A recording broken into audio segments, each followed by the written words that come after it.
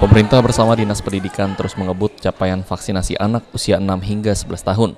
Meski PTM sudah 100%, beberapa sekolah di Palembang masih menerapkan tatap muka secara terbatas. Hal tersebut lantaran capaian vaksinasi anak masih rendah. Hingga kini dari jumlah sasaran 171.215, capaian vaksinasi dosis pertama baru mencapai 52%, sedangkan capaian dosis kedua masih nihil, belum ada. Wakil Wali Kota Palembang Fitrianti Agustinda mengatakan, pemerintah optimis akhir tahun 2022 capaian vaksinasi 6 hingga 11 tahun selesai, sehingga kegiatan pertemuan tatap muka di sekolah bisa diterapkan seperti biasa, seperti mulai dari jam masuk siswa pukul 7 pagi sampai 12 siang. Sekolah tatap muka yang mungkin jamnya lebih padat lagi ya, bahkan mungkin sekolah yang memang biasa kita laksanakan mulai dari jam 7 pagi sampai jam 12 siang, sehingga nantinya kita berharap anak-anak yang sekolah tatap muka betul-betul bisa dalam kondisi terjaga, sehat, terbebas dari vaksin.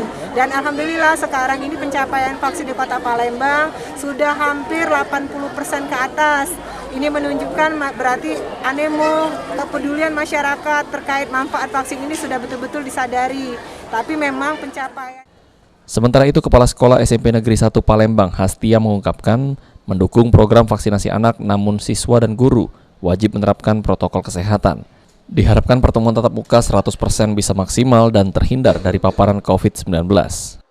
Ke depan, anak-anak tetap menjaga prokes yang ada, kemudian harapan kami ke depan dengan tatap muka yang sudah 100%, maka pembelajaran akan semakin maksimal.